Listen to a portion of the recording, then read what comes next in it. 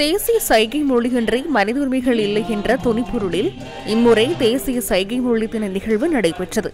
கிராமிய அபிவிருத்தி, சமூக பாதுகாப்பு மற்றும் சமூக வலுவூட்டல் அமைச்சின் ஏற்பாட்டில் இந்த நிகழ்வு நடைபெற்றது. சைகை மொழி தேவையுள்ளவர்களுக்கு சைகை மொழி சேவைகளை பெற்றுக் கொள்வதற்காக இதன்போது தொலைபேசி இலக்கம் ஒன்றும் அறிமுகப்படுத்தப்பட்டது. இலங்கையில் முதல் தடவையாக சைகை மொழியில் செய்தி ஒளிபரப்பிய முதல் தனியார் தொலைக்காட்சிக்கான விருதை சிறுசு டிவி இதன்போது வென்றது. වසර 5ක් පුරා ශ්‍රව්‍යාබාධිත ප්‍රජාවගේ තොරතුරු දැන ගැනීමට ඇති මානුෂීය අයිතිය යථාර්ථයක් කිරීමට අප හා අත්වැල් වැදගත් සිවස රූපවාහිනී නාලිකාවට සමාජ සේවා දෙපාර්තමේන්තුවේ උත්තමාචාර්ය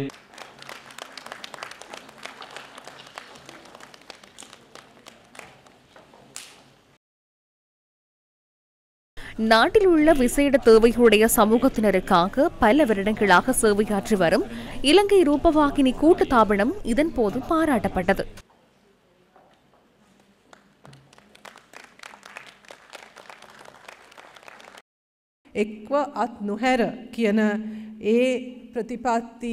மாற்றுத்திறனுடையோருக்கான ஒன்றாய் கைவிடாமல் என்ற தேசிய கொள்கைக்கு அமைய அவர்களை ஏனைய பிரஜைகளாகவும் சம உரிமைகளும் கிடைக்க வேண்டிய அனைத்து துறைகளிலும் பிரதிநிதித்துவம் பெற வேண்டிய பிரஜைகளாக கொள்ள வேண்டும். அந்த வகையில் அனைத்து உரிமைகளாக கல்வி உரிமை, சுகாதாரம், பொருளாதார உரிமை, சமூக உரிமை ஆகியன கிடைக்கக்கூடிய கௌரவத்துடனும் திருப்திகரமான வாழ்க்கையை வாழ்வதற்கேற்ற சூழலை ஏற்படுத்தி கொடுப்பதற்கே தற்போதைய அரசாங்கம் அனைத்து நடவடிக்கைகளையும் எடுத்து வருகின்றது.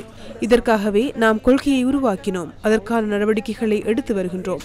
சைகை மொழியை தேசிய ரீதியாக ஏற்றுக்கொள்வதற்கான சட்ட நடவடிக்கைகளை நாம் ஆரம்பித்துள்ளோம்.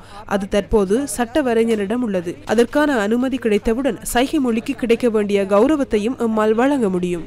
තැන අපිට නෛතික වශයෙන් අපිට ලබා දෙන්න පුළුවන්.